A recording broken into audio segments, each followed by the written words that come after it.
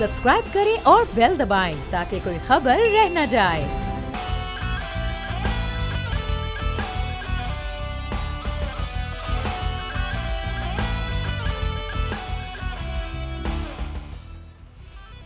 अस्सलाम वालेकुम नाज़रीन, प्रोग्राम में आपको कहेंगे खुशामदीद। मैं हूं महविश तबस्सुम और मेरे साथ मौजूद हैं बोल न्यूज़ के एडिटर इन चीफ नज़ीर लगारी साहब। नाज़रीन, मुल्क का सियासी माहौल इस वक्त खासा गर्म है। एक तरफ तो मजहबी जमात के जो कारकुन हैं वो एहतजाज कर रहे हैं, दूसरी जानिब हम ये देख रहे हैं कि इस्लामाबाद और रावलपिंडी के जितने रास्ते हैं हुकूमत ने उनको कंटेनर्स लगाकर बंद कर दिया है। मुतबादिल प्लान तो जारी किया है लेकिन वहाँ के जो लोग हैं उनको शदीद मुश्किलात का सामना करना पड़ा है। और ख़बरें ये भी आ रही हैं कि पंजाब के मुख्तलिफ शहरों में इंटरनेट सर्विस भी मुअत्तल कर दी गई है। दूसरी जानिब अगर पीडीएम की बात की जाए तो पीडीएम भी मुल्क के मुख्तलिफ शहरों में एहतजाज कर रही है। और अगर हम अवाम की बात करें तो अवाम में इस वक्त हुकूमत को लेकर बहुत ज़्यादा गुस्सा पाया जाता है क्योंकि महंगाई इस कदर बढ़ चुकी है कि हर बंदा परेशान है। और बरतानवी जरीदे द इकोनॉमिस्ट की एक रिपोर्ट सामने आई है और उस रिपोर्ट के मुताबिक पाकिस्तान इस वक्त दुनिया का चौथा महंगा तरीन मुल्क बन गया है। लगाई सब महंगाई के ऊपर तो हम आगे जाके प्रोग्राम में बात करेंगे, लेकिन पहले जो मजहबी जमात का एहतजाज जारी है उस हवाले से एक अपडेट ये आई है कि शेख रशीद साहब ने जो इजलास किया है, मुज़ाकराती जो एक टीम बनाई थी हुकूमती, उसमें ये डिसाइड हुआ है कि कोट लखपत जेल जाएंगे। वहाँ पर जो एहतजाजी जो एहतजाज कर रहे हैं सारे, उनके जो सरबराह हैं, जो इनका मुतालबा है उनको निकाला जाए जेल से, उनके साथ मुज़ाकरात किए जाएंगे। तो आप ये समझते हैं कि ये एक अच्छा डिसीजन है हुकूमत का और इससे मुल्क में जो इस वक्त इंतशार की कैफियत है उसको कंट्रोल किया जा सकता है? देखिए, ये ऑल ऑफ सडन हुआ है, जो कुछ भी हुआ है ऑल ऑफ सडन हुआ है। ये सूरत हाल तो पहले भी मौजूद थी, उनके लीडर पहले भी जेल में मौजूद थे। अच्छा। और उन्होंने स्टेट की रिट को चैलेंज, जिस तरह से ये हुकूमत कहती रही है, चैलेंज किया था। उन्होंने जो है वो बहुत बड़ी कार्रवाइयाँ की थी। पुलिस वाले ज़ख्मी हुए थे, पुलिस वाले जो जान से गए थे, आज भी 2 पुलिस वाले जान से गए हैं। तो आप जाएँ, आप अपने आप को अगर इस तरह से मसाइल को हल करना चाहते हैं तो आप जाकर जेल की कोठरी में चले जाएं और जाकर उनसे मुलाकात करें और उनकी मिन्नत समाजत करें। और स्टेट जो है जाकर जो मर्जी है इनकी, जाकर पाँव पकड़ लें, जो चाहें करें। नहीं, लेकिन स्टेट को अपनी रिट बहाल करनी है। ये कैसे हो सकता है कि स्टेट के रिट को कोई चैलेंज करे? बड़ी पार्टियों को तो आप कहीं भी, जो जमहूरी पार्टियां हैं जो पूरे तौर पर इलेक्शन प्रोसेस पर यकीन रखती हैं, जो स्टेट के तमाम कवानीन पर भरोसा करती हैं, जो तमाम आइन को मानती हैं, उनके सामने तो आप इस तरह खड़े हो जाते हैं कि जैसे इनसे बड़ा दुश्मन कोई नहीं है। और जो आपकी रिट को चैलेंज करें, बराह रास्त आपकी रिट को चैलेंज करें, उनके लिए तो आपको जाते हैं और मिठाई के डब्बे लेकर साथ जाते हैं और जाकर कहते हैं कि आए जी, हम आए हैं आपसे मुज़ाकरात करने के, मुज़ाकरात की भीख मांगने आए हैं, हमें अता कीजिएगा, ये भीख अता कीजिएगा, आपकी बड़ी नवाजिश होगी, आप मेहरबानी फरमाएं, हमारे साथ मुज़ाकरात की भीख का हमारा सवाल है, उसको हमें मान लें। लेकिन लगारी साहब, हुकूमत के पास इसके अलावा ऑप्शंस क्या हैं? क्योंकि स्टेट क्या होती है, स्टेट इंस्ट्रूमेंट क्या होते हैं, इदारे क्यों होते हैं, अदालतें क्यों होती हैं, आपकी पार्लियामेंट क्यों होती है, मुकन्ना क्यों होती है, फोर्सेस क्यों होती हैं, आपके पास पाक फौज मौजूद है, आपके पास बहुत बड़ा इदारा पुलिस मौजूद है, आपके पास रेंजर्स मौजूद है। कहाँ इन्होंने वो नहीं किया है? आपका ख्याल है कि ये इस तरह से अगर आपके तमाम इदारे सरेंडर करते गए तो फिर आप कर लें सरेंडर, फिर स्टेट आपकी चल गई। मैं कहता हूँ स्टेट को अपनी रिट बहाल करनी चाहिए, चाहे कोई भी हुक्मरान हो, चाहे इमरान खान वजीर आज़म हो, चाहे कोई और वजीर आज़म हो, स्टेट को अपनी रिट बहाल करनी चाहिए। इस तरह नहीं, मैं ये नहीं कहता हूँ कि पीसफुल असम्बली की इजाज़त नहीं होनी चाहिए, उनके अपने नुक्ते नज़र का इजहार की इजाज़त होनी चाहिए, उनको अपनी बात हर तमाम लोगों को, तमाम सेगमेंट्स ऑफ द सोसाइटी को, तमाम पॉलिटिकल पार्टीज़ को, बाशमूल ये डिफरेंट पार्टी जिसकी आप बात कर रहे हैं, इनके समेत अगर ये कानून के दायरे में है, जो भी कानून के दायरे में बात करे वो करे, जो भी पीसफुल असम्बली करे, जो भी एहतजाज करे, उसमें वायलेंट नहीं होना चाहिए, वायलेंस का उनसर नहीं होना चाहिए। अगर बात करें, ये तो नहीं है कि आप जाकर 2-2, 4-4 जगहों पर जमा होकर सड़कें बंद कर दें, रोड बंद कर दें, सारे के सारे शहरों को पैरालाइज कर दें और कहें कि जी अब हमसे मुज़ाकरात करो, हमसे डिक्टेशन लो।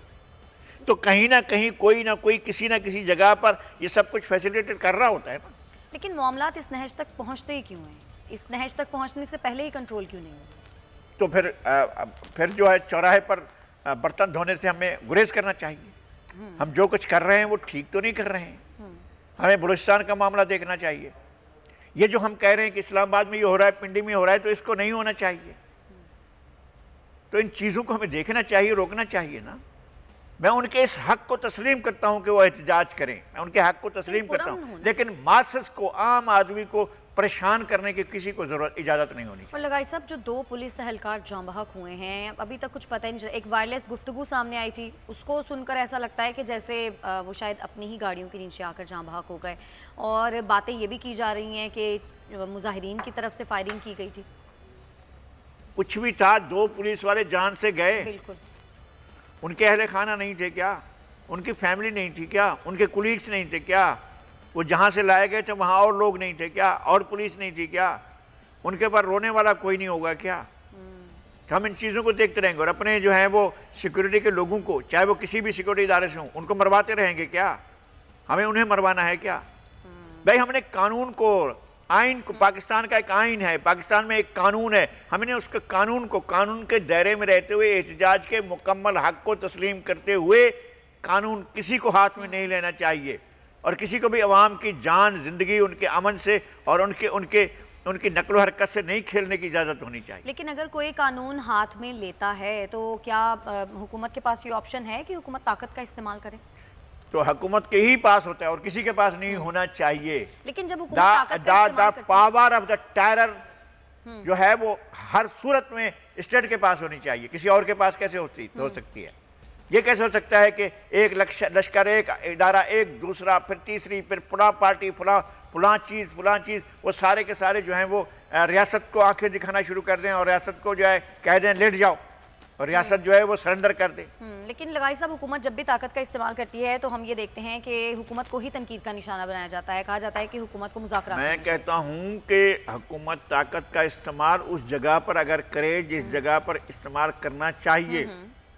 सही। किसने मना किया था जब ज़रबे अज़ब हुआ? लोगों ने तालियां बजाई थी, नहीं बजाई थी? बिल्कुल। इसमें ताकत का इस्तेमाल हुआ था, नहीं हुआ था? रद्दुल फसाद के खिलाफ रद्दुल फसाद ऑपरेशन हुआ तो उसमें ताकत का इस्तेमाल नहीं हुआ। लोगों को बेघर, उन लोगों को भी बेघर होना पड़ा जिन लोगों का कोई कसूर नहीं था। हमने इस बात को भी, किसी ने कोई प्रोपेगेंडा नहीं किया, किसी ने कोई आकर मीडिया पर शोर नहीं मचाया। भाई ये जरूरत थी। अब आप अमन कायम करते हैं, जब अमन कायम करना आपकी जरूरत है और लोग रियलाइज करें इस बात को, यार इस हुकूमत के पास इसके अलावा कोई चारा नहीं था, तो फिर आप अमन कायम करें ना। ठीक है। अच्छा लगाई साहब, वज़ीर-ए-आज़म 3 रोज़ा दौरे पर सऊदी अरब रहे। बहुत सारे लोग ये भी तनकीद करें कि मुल्क में इस वक्त जो सूरत हाल है उसमें वज़ीर-ए-आज़म सऊदी अरब जा रहे हैं, वज़ीर-ए-आज़म को तो मौजूद होना चाहिए था मुल्क में, तो ये तनकीद आप समझते हैं जायज़ है? हो सकता है कि वहाँ जाकर दुआएं मांगें और वहाँ जाकर जो है वो पेट्रोल की कोई दरख्वास्त करे और वहाँ कहें कि जनाब पेट्रोल बहुत महंगा हो गया, हमारे मुल्क में लोग परेशान हैं, इसका हल तलाश करें। और हो सकता है इस तरह की कुछ चीज़ें हों। वज़ीर-ए-आज़म के दौरे पर हमें एतराज़ नहीं करना चाहिए। वज़ीर-ए-आज़म गए हैं और इस दौरे की वैसे क्या इंपॉर्टेंस है, क्या मकासद हासिल हो सकते हैं? मकासद ये हासिल हो सकते हैं कि आपके बहुत से मसाइल के बारे में सऊदी अरब हमेशा कंसल्टेशन करता रहा है। आपके इंटरनल मसाइल पर भी आप जाकर बात करते रहे, तो चीज़ें अब खुल गई हैं ना। कौन सी चीज़ है ऐसी जिसके बारे में आपको सऊदी अरब के पास नहीं जाना पड़ा, आपको अमेरिका के पास नहीं जाना पड़ा, आपको बरतानिया के पास नहीं जाना पड़ा? बहुत सी चीज़ें ऐसी हैं, आपकी इंटरनल चीज़ें होती हैं लेकिन आपको दुनिया के पास जाना पड़ता है, बात करनी पड़ती है। तो आप वहाँ पर जाएं और एक चीज़ आपके पेश नज़र रहे कि हमारा वतन, हमारा मुल्क ये सबसे पहले है। अगर इस जगह पर जब जा रहे हैं और अपने वतन के लिए जा रहे हैं, अपने मुल्क के लिए जा रहे हैं, तो जाएं, कोई इशू नहीं। मुझे नहीं इसमें कोई इशू नज़र आता है कि वज़ीर-ए-आज़म ना जाएं। क्यों ना जाएं? मसाइल अगर रखें और मसाइल को हल करना है तो वज़ीर-ए-आज़म। बहुत सारे लोग इस तरह की बातें कर रहे थे ना, ज़ाहिर PDM भी एहतजाज कर रही है, लगाई साहब मुल्क के मुख्तलिफ शहरों में PDM का एहतजाज जारी है और इस वक्त जो सिचुएशन है उसके अकॉर्डिंग लोग बात कर रहे थे कि वज़ीर-ए-आज़म को टैकल नहीं करना आ रहा मामला। नहीं, वज़ीर-ए-आज़म को टैकल करना नहीं आ रहा है, इसमें तो बिल्कुल साफ बात है, सच्ची बात है, इसमें कोई बात नहीं है। वज़ीर-ए-आज़म ने मैस किया बिल्कुल ठीक है, वज़ीर-ए-आज़म ने हालात को ख़राब किए बिल्कुल ठीक है, वज़ीर-ए-आज़म ने मुल्क पर महंगाई मुसलत की बिल्कुल ठीक है, वज़ीर-ए-आज़म ने जो है वो आलमी इदारों की फरमाइशें पूरी की हैं बिल्कुल ठीक बात है। गलत किया उन्होंने और मुल्क पर माफिया जो है वो माफिया कंट्रोल करती है, पाकिस्तान की इकनॉमी को, पाकिस्तान के हर चीज़ को, जो खुर्दनी अशियाएँ उनको माफिया कंट्रोल करती है, जो आपके सफ़र की अशियाएँ उनको माफिया कंट्रोल करती है। और वज़ीर-ए-आज़म कहते हैं कि मैं क्या करूँ, माफिया कर रही है, और वज़ीर-ए-आज़म खुद ऐलान करते हैं कि माफिया ने चीज़ों को ख़राब किया। तो माफिया तो आपके कहीं आस-पास ही बैठी होगी ना, उसको आप माफिया को पकड़ें। लेकिन उन्होंने इस तरह नहीं किया। पाकिस्तान के हालात ख़राब करने में वज़ीर-ए-आज़म का बहुत बड़ा हाथ है, लेकिन उसके बावजूद जब तक आपके वज़ीर आज़म अगर कहीं दौरे पर जाते हैं, मैं ये थोड़ी होगा कि मैं चीखना शुरू कर दूं क्यों जा रहे हैं, क्यों जा रहे हैं। अच्छा लगारी साहब, दी इकोनॉमिस्ट की जो रिपोर्ट आई है उसके मुताबिक पाकिस्तान इस वक्त दुनिया का चौथा महंगा तरीन मुल्क, और हुकूमती वुज़रा जो हैं वो अजीब अजीब सी बातें कर रहे हैं, अजीब मंतकें दे रहे हैं। वो कहते हैं कि जी रोटी कम खा लें, कम पैसों में गुजारा कर लें। ये सऊदी अरब को भी समझाने के लिए अली अमीन गंडापुर को साथ लेकर गए हैं कि भाई रोटी कम खाया करें, 9 नवाले नहीं खाया करें, आप 6 नवाले खाया करें, और चीनी जो है वो 100 दाने नहीं डाला करें, आप जो है वो 53 दाने डाला करें चाय में भी। वो समझाने के लिए एक नुस्खा साथ लेकर गए हैं, और अली अमीन गंडापुर सऊदी अरब के हुक्मरानों को ये समझाएंगे कि हम किस तरह से महंगाई पर काबू पा रहे हैं। हम लोगों को कह रहे हैं कि अगर आप इतने निवाले खा रहे हैं तो इतने कम करके खा लें ताकि इस तरह से हो। इस हुकूमत ने लोगों का जीना मुहाल कर दिया है, इसमें तो बिल्कुल कोई दो राय नहीं है। अब लोगों को फौरी तौर पर एक बहुत बड़ा रिलीफ चाहिए है। चीनी कहाँ पहुँच गई, आटा कहाँ पहुँच गया, डॉलर आपका कहाँ से कहाँ जा रहा है। आपका जब ये चंद साल पहले तो पाउंड इतनी कीमत में नहीं मिलता था, अब तो डॉलर तक आपकी रसाई नहीं हो रही है। हालात इतने ख़राब हो गए कि आप सोच भी नहीं सकते हैं। ये हुकूमत तेज़ी से, ये कह रही थी हम टेक ऑफ कर रहे हैं, तेज़ी से जो है वो इतना गहराई में जा रहे हैं कि उसके इंजन फेल हो चुके हैं। हुकूमत के जो हैं वो सारा उनका वो टायरा टूट चुका है। अल्लाह माफ़ करे। तौबा। लगाई साहब, आपने डॉलर का जिक्र किया, रज़ा बाकिर साहब की स्टेटमेंट आपने सुनी होगी। वो ये कहते हैं कि डॉलर की कीमत अगर बढ़ी है तो ओवरसीज़ पाकिस्तानी को तो इसका फ़ायदा हुआ है। हाँ जी, ओवरसीज़ पाकिस्तानी जितने भी भेज रहे हैं उनको फ़ायदा हो रहा है, लेकिन जिनके घर में डॉलर नहीं रखे हुए हैं, पाकिस्तान के 22 करोड़ अवाम के घर, 22 करोड़ में से 22 करोड़ 90 लाख जो है उनके पास तो कुछ भी नहीं रखा हुआ है। बाकी आपके मुल्क से बाहर कितने 10 लाख हैं, 15 लाख हैं, जो भी गैर मुल्क में आपके मुकीम पाकिस्तानी हैं, आप माइशत उनके ज़रिए से चला रहे हैं। और गवर्नर स्टेट बैंक जब वहाँ की इकनॉमी संभाल रहे थे मिस्र की, उसको बिल्कुल तबाही तक लेकर चले गए। अब आपके लिए भी उन्होंने यही नुस्खा अख्तियार करना है। भाई आलमी इदारों के नौकर आपके मुल्क के अंदर आकर हुक्मरानी करके आपको क्या देंगे? आप तो ये समझें कि आपको आज़ादी के लिए एक और जिद्दोजहद करनी है जो आप पर ड्यू है। 1947 से लेकर आज तक आपके ऊपर एक आज़ादी की जिद्दोजहद वो है, ड्यू है आपके ऊपर। आपने उस वक्त ये जो जितनी भी कुर्बानियाँ थी हम उनका एहतराम करते हैं, लेकिन वो सब जानी कुर्बानियाँ जो हैं पाकिस्तान बन जाने के बाद फसादात के नतीजे में हुई। जिद्दोजहद आज़ादी के दौरान हमने कोई कुर्बानी नहीं दी है। हमारी सारी कुर्बानियाँ जो हैं वो बाद की हैं। जो कत्लेआम शुरू हो गया था बाद में, उसके नतीजे में हुई। हमारी जो रेजिस्टेंस अंग्रेज़ों के ख़िलाफ़ होनी थी वो नहीं हुई है, और वो ड्यू है हमारे ऊपर कि हम अंग्रेज़ों की जगह पर देसी काले हुक्मरानों की जो हुक्मरानी है और पाकिस्तान के अवाम के इंटरेस्ट के ख़िलाफ़ हुक्मरानी है, उसके ख़िलाफ़ में स्ट्रगल करें। नहीं हो रही है स्ट्रगल। पॉलिटिकल अशराफिया जो है अपने अपने हिसाब खड़े करने में बैठी हुई है, दीगर अशराफिया अपने अपने काम में लगी हुई है, कुछ माफियाज हैं जो कंट्रोल कर रही हैं। पाकिस्तान के अवाम की जिद्दोजहद अभी ड्यू है और वो होगी। मैं समझता हूँ कि पाकिस्तान के अवाम अपनी शहरी आज़ादियों, अपनी हकीकी आज़ादी के लिए एक स्ट्रगल उनके ऊपर ड्यू है। ये इस तरह के हुक्मरान आप पर आकर बैठ गए हैं जो कहते हैं कि जनाब अभी तो आपका डॉलर और महंगा होगा, अभी तो आपकी खाल और उतरेगी। भाई रहा नहीं है कुछ ना, लोगों के पास क्या रह गया है? यहाँ एक चपरासी से और एक पटवारी से और एक छोटे कांस्टेबल से लेकर ऊपर तक आखिर तक करप्शन हो रही है। वो ज़माना हमने सोचा था, जिंदगी में नहीं सोचा था कि कभी एजुकेशन के सेक्टर में भी करप्शन आएगी। है ये हमारी बदनसीबी है, बदबख्ती है, बदकिस्मती है।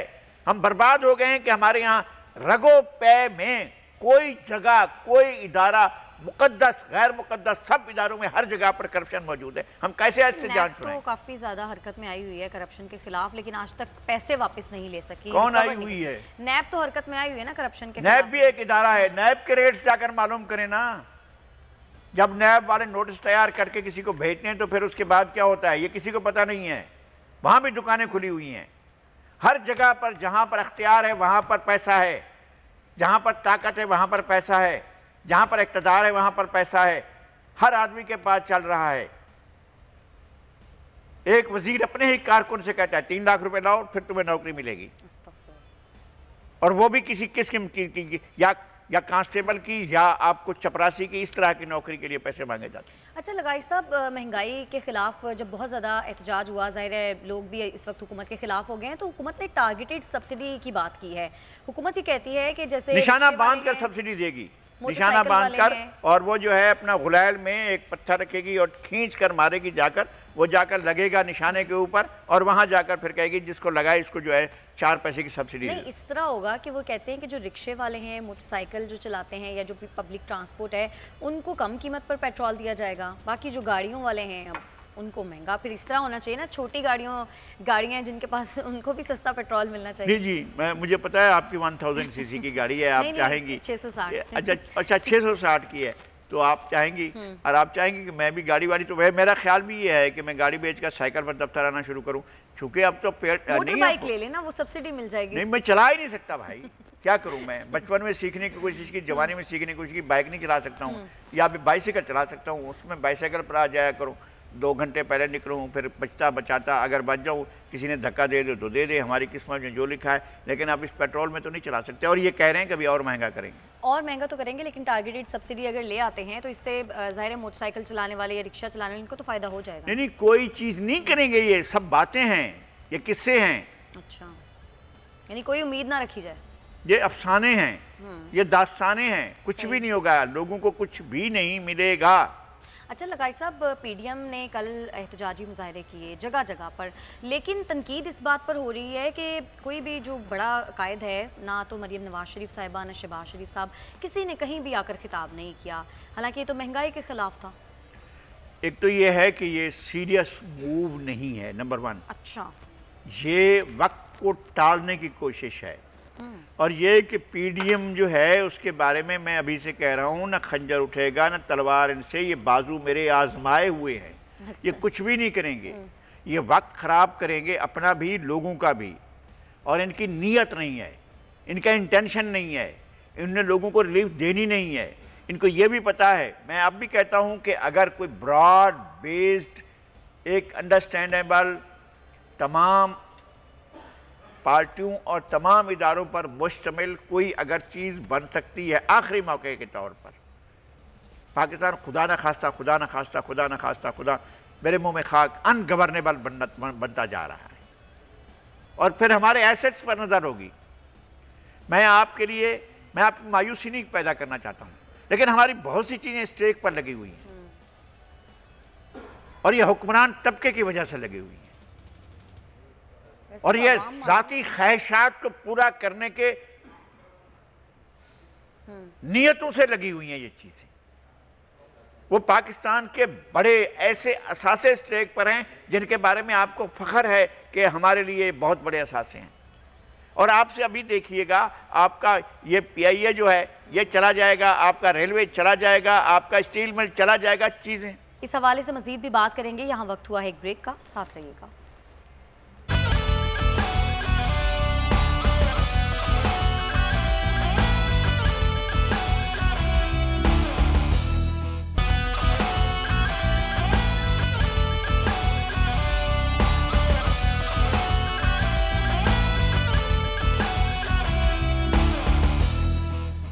वेलकम बैक नाज़रीन। वज़ीर आला बलूचिस्तान जाम कमाल के इस्तीफ़े के हवाले से खबरें ज़ेरे गर्दिश थी, लेकिन अब से कुछ देर पहले लियाकत शाहवानी जो कि तर्जुमान है बलूचिस्तान हुकूमत के, उनकी जानिब से इन खबरों की तरदीद की गई है और वो कहते हैं कि इसमें कोई सदाकत नहीं है। लगारी साहब, वैसे तो वज़ीर आला बलूचिस्तान जाम कमाल इस वक्त शदीद मुश्किल में है, लेकिन ये इस्तीफ़े की खबरें आना और उसके बाद तरदीद करना, आपको क्या लगता है, सच्चाई है इसमें कोई?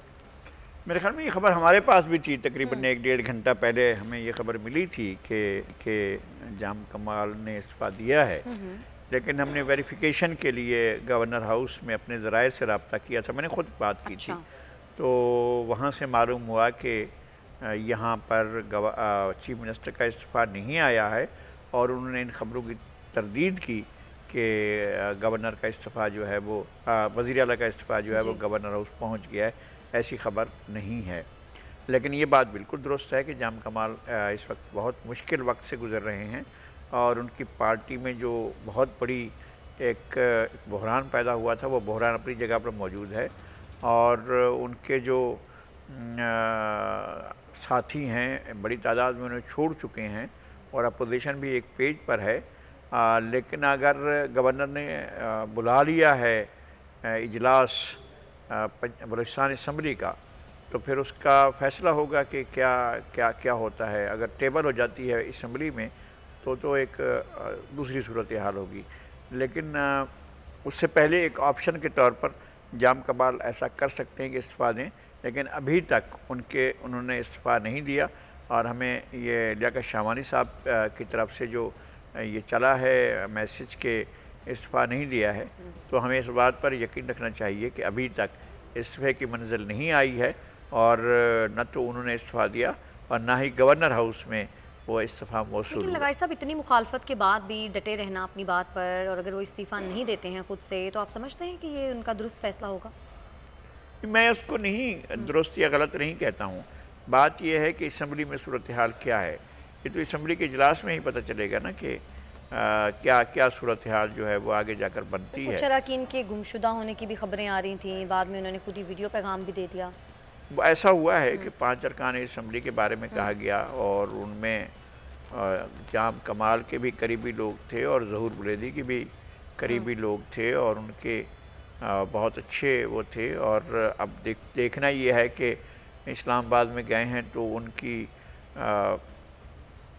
ब्रेन वाशिंग हुई है या उनमें एक नई चीज़ डाली गई है। वफाकी हुकूमत तो इस वक्त काफ़ी मुतहरिक है और वो भी अपना किरदार अदा करने की कोशिश करें, तो लगता है कि मामला हैंडल हो जाएगा।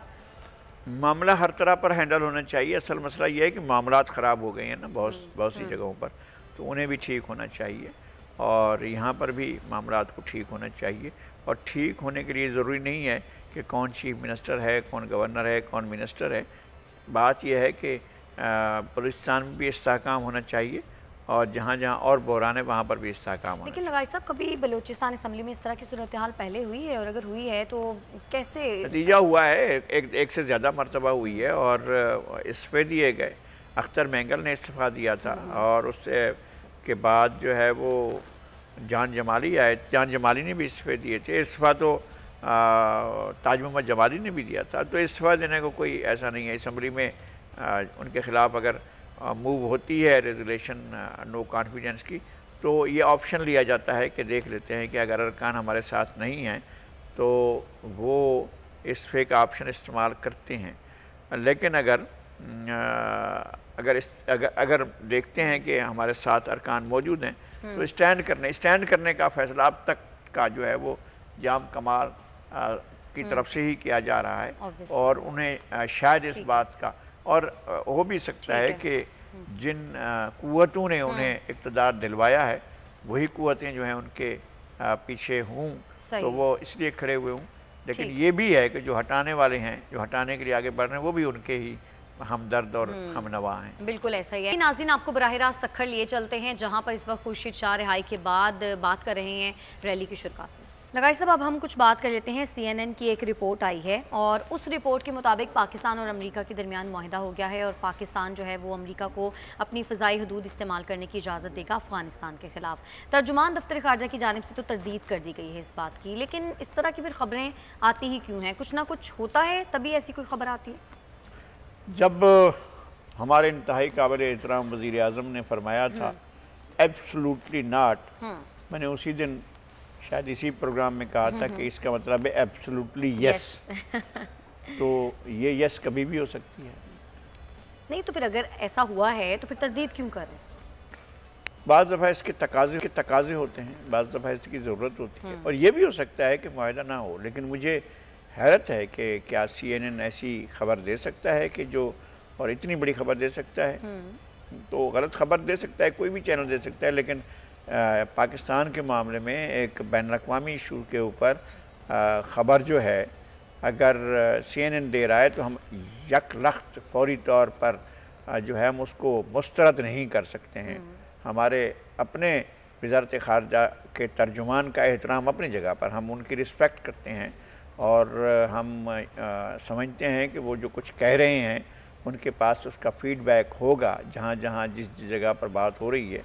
लेकिन खाली बात तो CNN ने भी की होगी।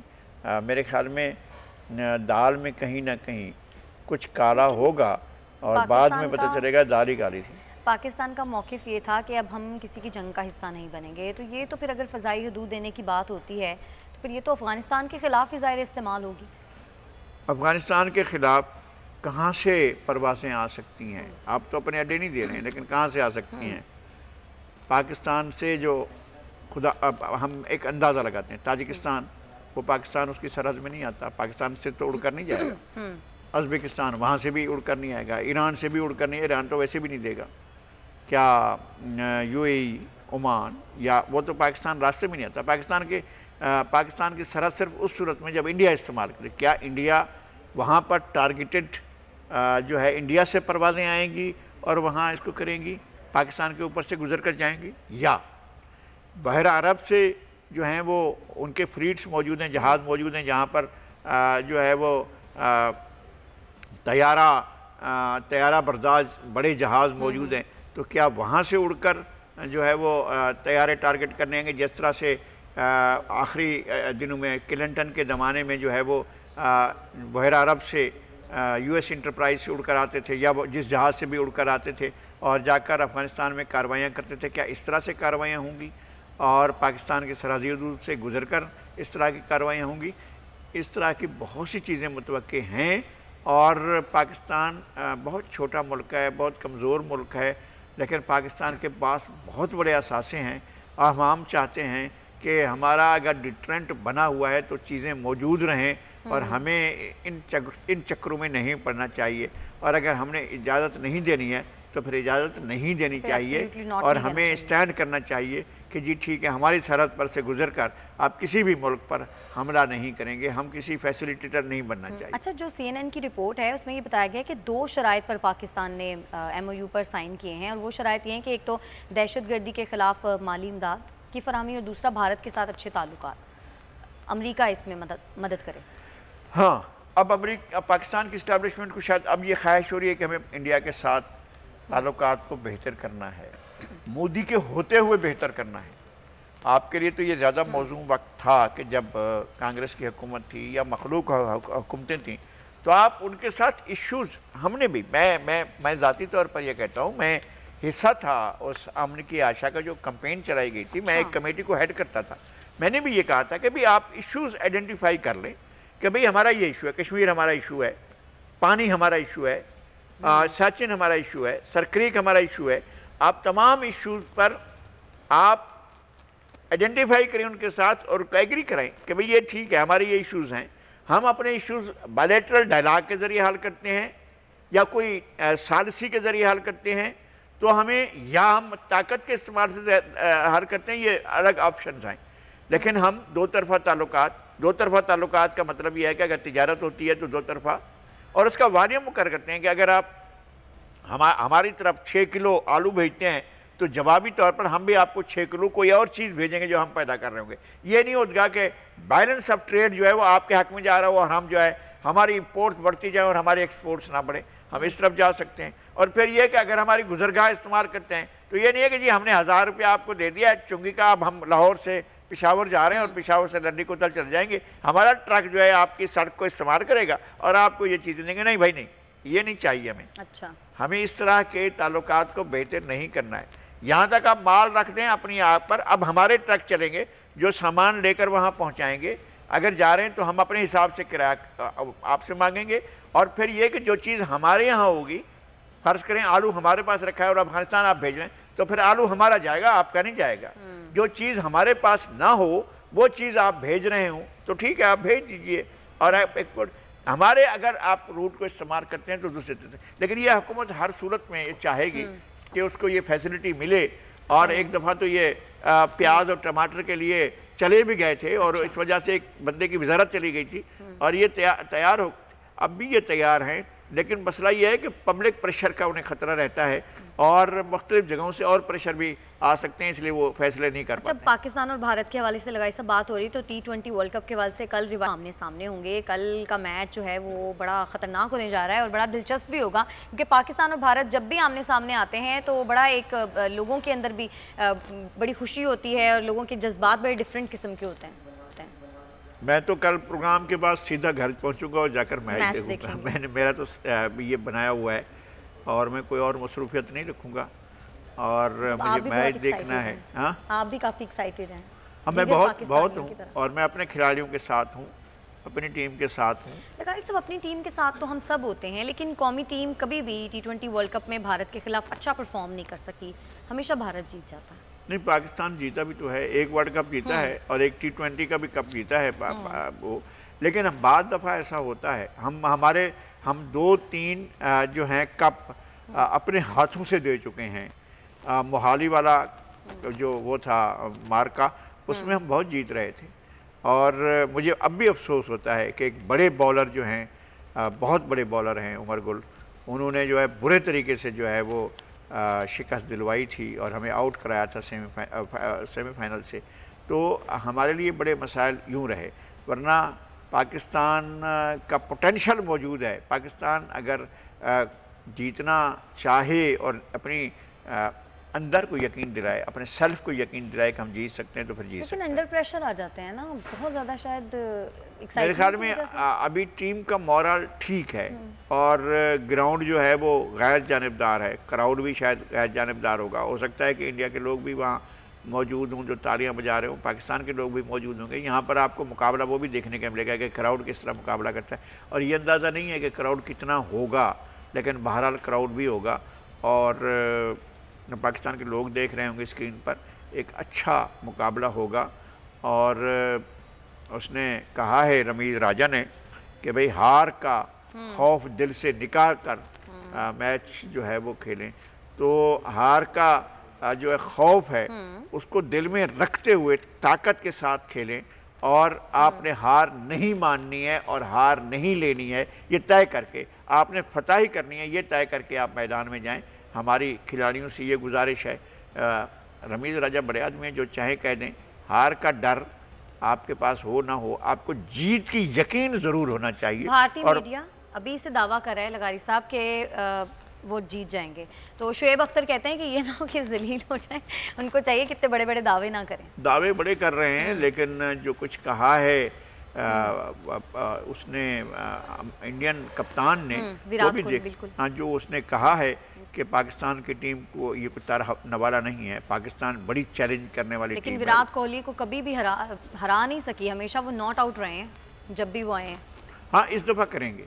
अच्छा, हाँ, बस मैं आपसे कह रहा हूँ, मैं आपसे कह रहा हूँ, पहले दूसरे तीसरे ओवर में ये चले जाएंगे इंशाल्लाह। अच्छा लगाई साहब, मुल्तान का जो एक भिखारी है वो का मालिक निकला। बहुत से भिखारी करोड़पति है भाई, बहुत से बच्चे इतने महंगे स्कूल्स में पढ़ते हैं। हाँ हाँ, तो लेकिन उसकी आदत है, उसका प्रोफेशन ये है उसको भीख मांगना आता है। नहीं चाहिए ना वो रकीब अपना किसी दर से अगर खैरात पाले तो उसे कहना तेरा कशकोल अच्छा है, तेरा तर्ज गदाई खूबसूरत है। तो ये हमारे साबिर ज़फ़र का ये शेर उस पर सादिक आता है, शायद उसका कशकोल अच्छा है। तो फिर तो भिखारियों को भी टैक्स गोशवारे अपने जमा करवाने चाहिए ना, इनकम टैक्स गोशवारे भी उसने जमा नहीं करवाए, FBI ने नोटिस भेज दिया। वो भेज दिया FBI, लेकिन ये कि वो बहरहाल भिखारी ही है, वो तो कहेगा कि जी मेरा जरिया आमदनी को मुस्तकिल तो बाकी सब लोग मेहनत तो नहीं छोड़ देंगे, कहीं भीख मांगते हैं। हाँ, वो जिसकी हिम्मत हो ऐसा कर ले। अच्छा लगाई साहब, अच्छी खबर है, एक मस्जिदुल हराम और मस्जिद में समाजी फासले के बगैर नमाज की अदायगी की गई है। मतलब अब आहिस्ता आहिस्ता दुनिया से पाबंदियाँ ख़त्म हो रही हैं, ऐसा लग रहा है कि कोरोना भी ख़त्म हो रहा है। इंशाअल्लाह। ये एक बड़ी वबा थी जो 2 साल तक दुनिया भर के अवाम पर मुसल्लत रही और हमारे लोगों की इबादतें जो है वो भी मुतासर हुई और लोगों के उम्रे और हज भी मुतासर हुए। अब एक और काम हो जो मुझे बहुत मुश्किल लग रहा है, अल्लाह करे इस हुकूमत को अक्ल के नाखून ले ये, और वो जो हज पर इतना ज़्यादा कई गुना उसको हज को महंगा किया है और कई गुना उसने उम्रे को महंगा किया है, लोगों के पास सकत नहीं है। उन लोगों के लिए सकत होगी जिनने चोरी करके, जिन्होंने लोगों की जेबें काट कर, जिनने माफिया के तौर पर लूट मार करके पैसे कमाए, उनके पास होगा। वो फिर समझेंगे कि जी हम गुनाह बख्शवाने जा रहे हैं, तो हो सकता है कि गुनाह बख्शवाएं। लेकिन लगाई साहब, एक और मसला ये है कि अभी कोरोना मुकम्मल तौर पर ख़त्म हुआ नहीं था, लेकिन डेंगू जो है वो बेकाबू हो गया है। कोई एक घर भी कह रहे हैं कि ऐसा नहीं है जहाँ पर डेंगू का कोई मरीज़ ना हो, तो डेंगू के ऊपर काबू पाने के लिए हुकूमत को इकदाम क्यों नहीं कर रही? हुकूमत को इकदाम करने चाहिए। शाबाश। देखें, बाद ऐसा होता है कि दुनिया भर में होता है कि बड़ी जिस चीज़ में एक्सपर्टी होती है आप उसके साथ मशवरा करते हैं। शहबाज शरीफ के पास एक एक्सपर्टी मौजूद है, आपको खुद रजू करना चाहिए। इससे आपकी ना तो शान कम होगी बल्कि आपकी इज्जत में इजाफा होगा कि आपने जाकर बात की। उस्मान बुज़दार जाएँ बॉर्डर टाउन में, जाकर शहबाज शरीफ से मिले और उनसे कहें कि जनाब आपने जो इक़दाम किए थे, जो आपने टीम बनाई थी, मुझे ज़रा उस टीम के बारे में तफसीलात दें। मैं चाहता हूँ कि इस पर काबू पाया जाए, तो इससे उस्मान बुज़दार की इज़्ज़त बढ़ेगी, कम नहीं होगी और इसको बहुत अहम चीज़ समझा जाएगा। इन चीज़ों की तरफ अगर जाते हैं तो डेंगू पर भी काबू, अगर उन्हें इंतकाम पर रहना है तो फिर उनकी अपनी मर्जी। ठीक है लगाई साहब, बहुत शुक्रिया आपका। नाज़रीन, आज के प्रोग्राम से इतना ही। कल फिर से आपकी खिदमत में हाजिर होंगे, तब तक के लिए हमें इजाज़त दें। अल्लाह ने के पान।